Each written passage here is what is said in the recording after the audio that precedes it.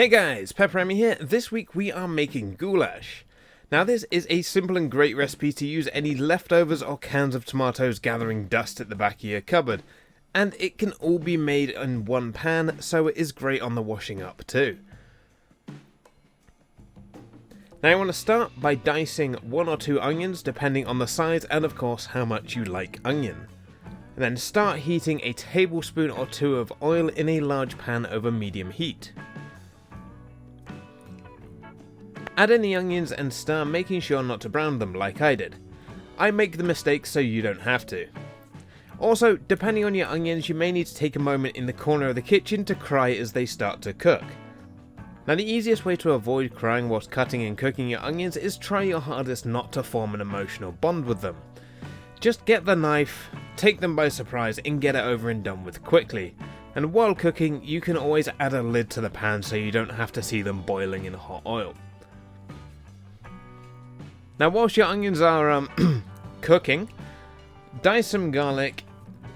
Now as I explained in the last video, the garlic I have gotten recently from the shop has been really bad, so I'm using whole cloves of jarred garlic again. Now once your onions have softened slightly, add in your garlic, making sure not to burn your garlic as burnt garlic becomes really bitter and you can taste it throughout the whole dish. And then cook for around about 2 minutes just until the garlic is softened and fragrant. Next comes the beef. You want around about 500 grams. You can either use mince, which is what I went with, or you can use chunks of beefsteak to add a bit more texture and bite to the dish. You could also sub out the beef for vegetarian mince, and actually thinking about it, I do actually have about 500 grams of that in the freezer that I could have used instead. Now whichever meat you use, or meat alternative in this case, you want to cook until it is no longer pink. Now if you are using a meat alternative, that could be a bit harder because they use beetroot for colouring.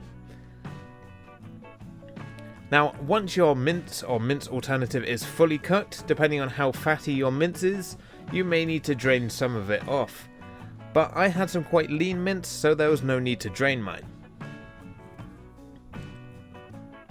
Then next add in at least 1 tablespoon of tomato paste. Now I'm just using a small can and stir to coat. Then pour over 300 ml to 500 ml of beef or vegetable broth, and that's going to be depending on how many people you are feeding. And then add in 2 cans of chopped tomatoes. Now we can't currently get hold of cans of chopped tomatoes, so I'm having to use cartons instead.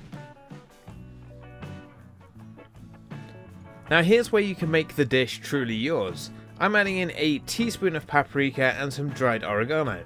But you could also add in some jalapenos, sweet corns, carrots, anything you may have spare that you need to use up. I have this last part of my giant zucchini left over from this year's harvest that I just roughly diced and threw in just to fill it out a little bit extra. And finally add in your pasta of choice. You can use macaroni pasta, you can use penne pasta, you can use anything. I chose to use some thicker spiral pastas, that way the sauce gets stuck inside and it gives, once again, a bit more of a bite and texture to the dish. Now how much pasta you add here is going to be how much of the beef or vegetable broth you add earlier on.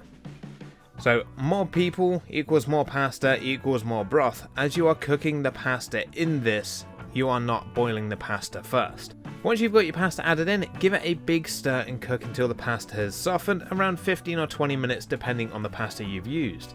Now you want to stir occasionally to redistribute the moisture in this dish, as the water has a tendency to rise to the top and everything else to sink to the bottom. And then if you want to make it nice and cheesy, you can sprinkle over some cheese, give that a good stir, and if you really want to, you can give a nice layer of cheese on the top. Stick it under the broiler or grill and let that crisp up really nice just to give a good texture on the top as well. And then simply serve and enjoy.